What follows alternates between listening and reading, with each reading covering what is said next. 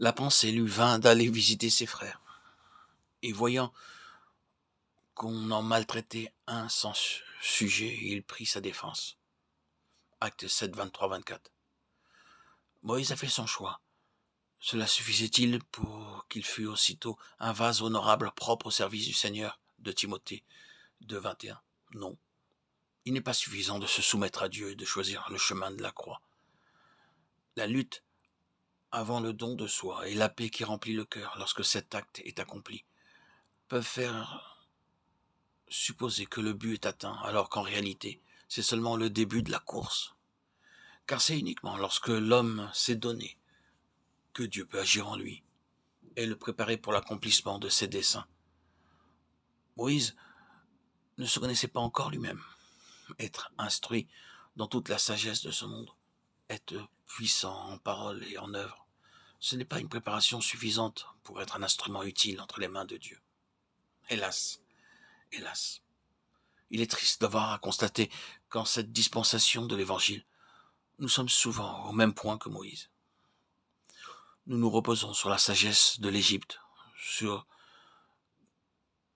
de certains talents oratoires, sur notre énergie propre, et nous agissons comme si les armes de notre combat étaient charnelles. Forts de nos propres forces, nous allons de l'avant et découvrons notre erreur. Les événements qui se succédèrent brisèrent les liens retenant Moïse à la cour égyptienne, à cette vie mondaine à laquelle, d'ailleurs, il avait décidé de renoncer. Il en est toujours ainsi quand nous marchons avec Dieu. Son action intérieure sur le cœur et son action extérieure sur les circonstances de nos vies se combinent pour amener l'accomplissement de sa volonté. Si Dieu conduit l'homme à choisir le chemin de la croix, il permet des circonstances où se réalisera ce que le cœur a choisi. Ce sera peut-être du fait d'un acte inconsidéré ou de quelques échecs ou d'une autre faute manifeste. Quoi qu'il en soit, et tout à coup, tout change dans la vie du disciple. Pour Moïse, il nous est dit que la pensée lui vint d'aller visiter ses frères. Étienne rappelle tout simplement l'acte qui eut de si extraordinaires conséquences. D'abord une pensée, puis un acte, et ensuite des résultats imprévus. Moïse sortit vers ses frères et vit leurs durs travaux, Exode 2,11. N'avait-il pas eu l'occasion de se rendre compte de leur état plus tôt? Pendant qu'il vécut à la cour, comme fils de la fille de Pharaon, avait-il oublié son peuple, l'esclavage où celui-ci était réduit?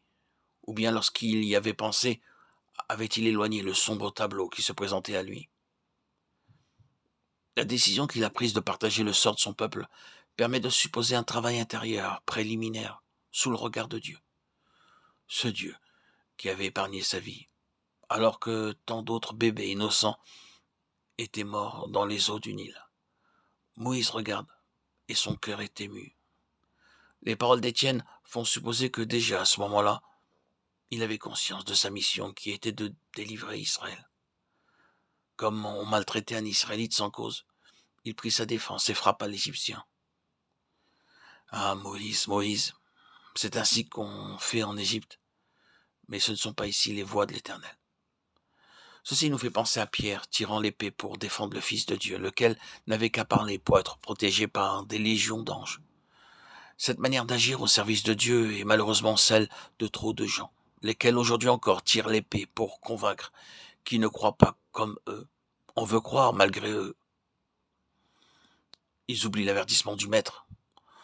Tous ceux qui prendront l'épée périront par l'épée. Et aussi, ces paroles. Mon règne n'est pas de ce monde. Si mon règne était de ce monde, mes serviteurs combattraient. Jean 18, 36.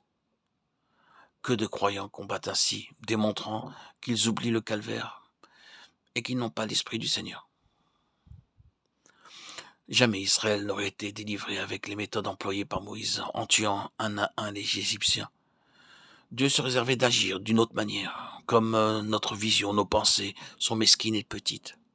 Si seulement nous daignions nous donner à Dieu et nous adonner à le connaître. Il accomplirait alors de grandes choses avec ses instruments humains. Dieu voulait sauver Israël en se servant de Moïse, mais à sa manière à lui. Et dans l'œuvre que Dieu se propose d'accomplir, Moïse est l'obstacle, le plus grand des obstacles. Que de temps il va falloir pour faire de cet homme fougueux une flèche polie, un instrument docile.